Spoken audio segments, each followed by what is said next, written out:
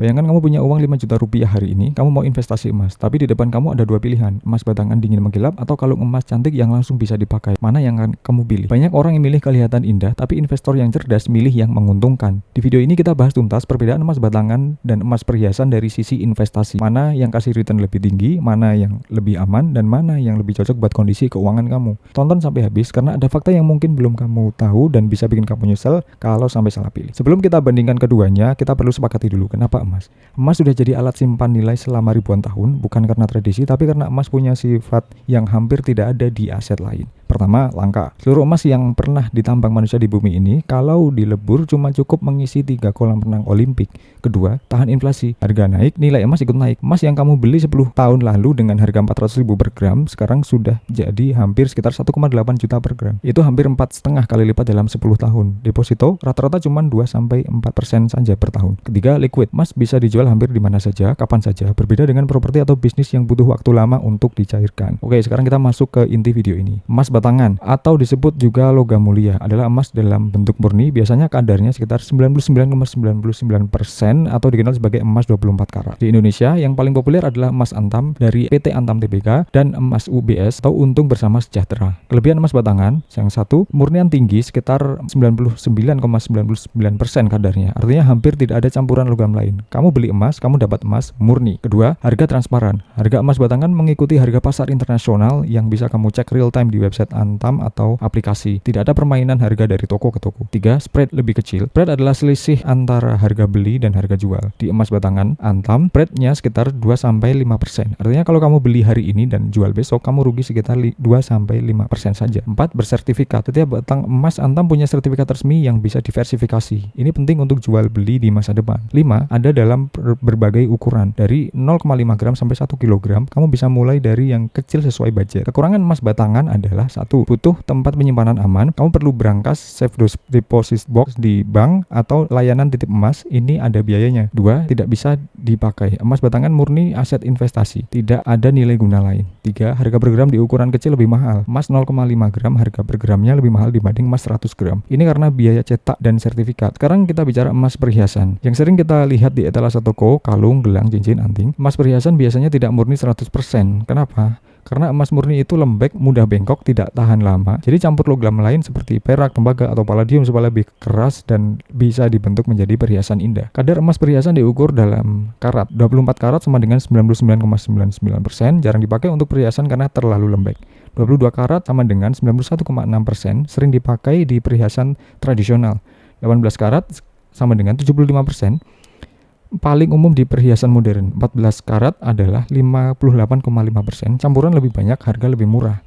Kelebihan emas perhiasan adalah yang pertama, bisa dipakai sehari-hari, ada nilai guna selain investasi, kamu investasi sekaligus tampil modis. 2. Akses mudah. Toko emas ada di hampir setiap kota, bukan kecamatan. Tidak perlu rekening atau aplikasi khusus.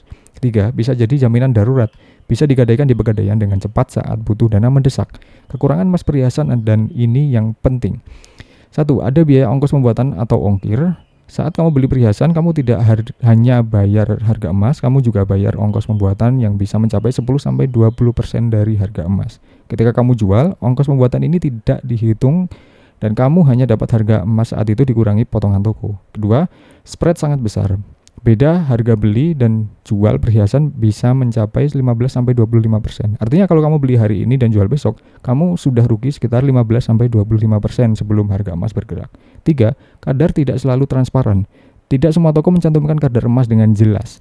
Ada risiko dapat perhiasan dengan kadar lebih rendah dari yang dijanjikan. 4.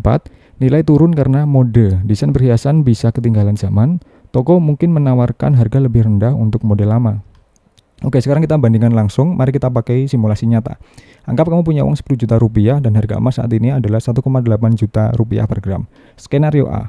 Beli emas batangan 5 gram, harga beli sekitar 9.500.000, ada selisih spread beli, kamu dapat 5 gram emas murni 24 karat bersertifikat. 5 tahun kemudian, harga emas naik 50% jadi 2,7 juta per gram, nilai emas kamu 13,5 juta rupiah dikurangi spread jual 3%, dapat sekitar 13.095.000. Keuntungan bersih sekitar 3.595.000 atau plus keuntungan 37,8%. Skenario B, beli emas perhiasan kalung 18 karat. Harga beli 10 juta tapi di dalamnya emas murni hanya 75% dikali gram yang kamu dapat plus ongkos pembuatan sekitar 15% sudah masuk di harga itu. 5 tahun kemudian ada kenaikan harga emas yang sama. Nilai emas murni dalam perhiasan yang kamu beli itu naik.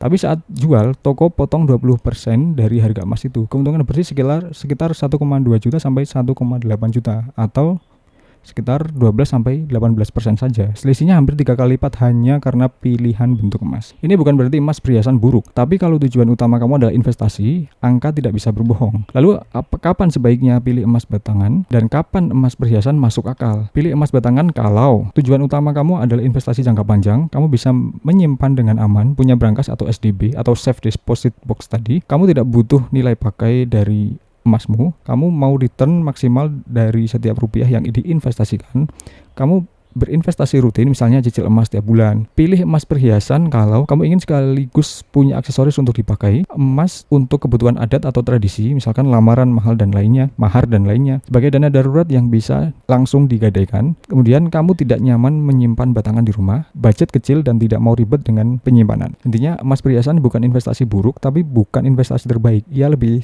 tepat disebut aset yang bisa dipakai. Ini bagian yang tadi kita janjikan, fakta yang sering luput dari diskusi. Fakta pertama, cicil emas di aplikasi bisa lebih murah dari toko. Platform seperti Tokopedia Emas, Pegadaian Digital, atau aplikasi Antam yang memungkinkan kamu beli emas mulai dari 0,01 gram tanpa biaya penyimpanan di awal. Ini solusi sempurna untuk investor pemula. Fakta 2, pajak emas batangan berbeda dengan perhiasan. Emas batangan di atas 10 gram kena PPh 22 sebesar 0,45% saat pembelian. Emas perhiasan kena PPN 11%. Ini perlu dihitung dalam total cost investasi kamu.